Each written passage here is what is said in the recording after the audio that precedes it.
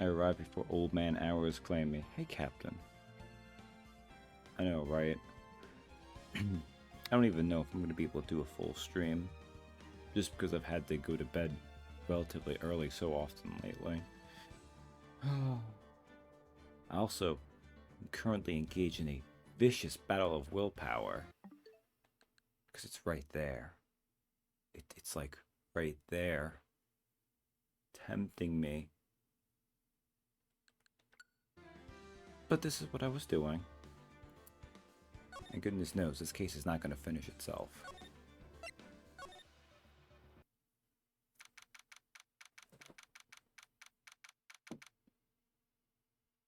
I ain't here to tell you to listen to the shoulder angel, you do you. Especially with this case, right? It's going to be different when we get to the next case. Which is really... Oh, we'll get there. January 7th, 12:52 p.m. Wright and Company Law Offices. I actually might not be able to go full length anyways. I'm still not sure my voice is fully recovered. So, how do you think the trial went this morning? How do you think it went? It got a bit crazy in there. I just wonder if that killed our chances. Yeah, I guess it did get out of hand. Mr. Kudo's testimony did nothing to help us. Plus, now we don't even know the identity of the waitress who laced the coffee. All we know is what old Mr. Kudo saw, the apron straps and the ribbon. And that the victim was wearing an earpiece when his eardrum was ruptured. Talk about a terrifying case of contradiction-itis. Time to play doctor and find ourselves a cure then, huh? Yeah, we've got to find one for Maggie, or she's going to have a terminal case of guilty. You two are not nearly as clever as you think you are, which is not shocking. Charlie, he's a quite decorative plant. He's sort of a keepsake, something to remember Mia by. Sure, the office is a mess, but I never forget to water this little fella. There's a giant building just outside the window. It's the Gatewater Hotel, a high-class luxury hotel. The chain is getting so rich that they bought a whole chunk of the next town over. Start building a huge theme park. It's going to be called Gatewaterland. It's going to be horrifying and traumatize my boyfriend, Miles Edgeworth. I wonder if that bellboy is going to send me a greeting card this year, too.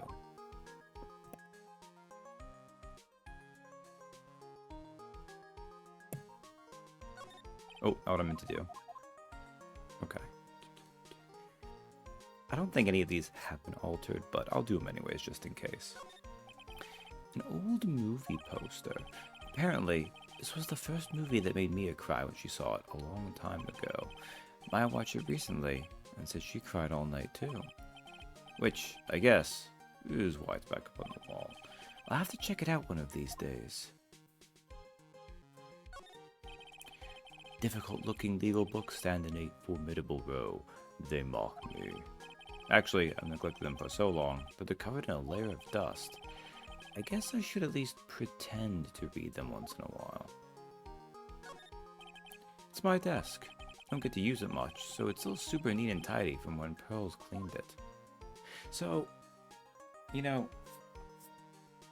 this is a weird storytelling thing. We know that Pearls, when she was so guilty, cleaned this room vigorously. And yet, the rows of formidable legal books still have their layer of dust on them.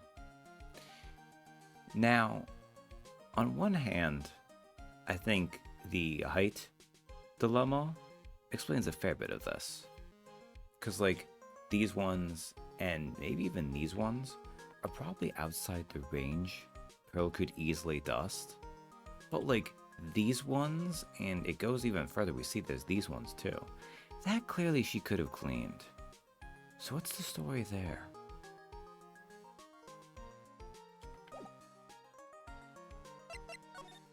What to do? Well, I'm officially at a loss as to where to start. Yeah, me too. Let's try some brainstorming. You go first. I guess we should try to put Mr. Kudo's testimony to some sort of use. Yeah, that's true. And we need to figure out the identity of the waitress and who the victim really was. Somehow, I think the key to this case has got to be a Tribune. Well then, let's go back there and check it out again.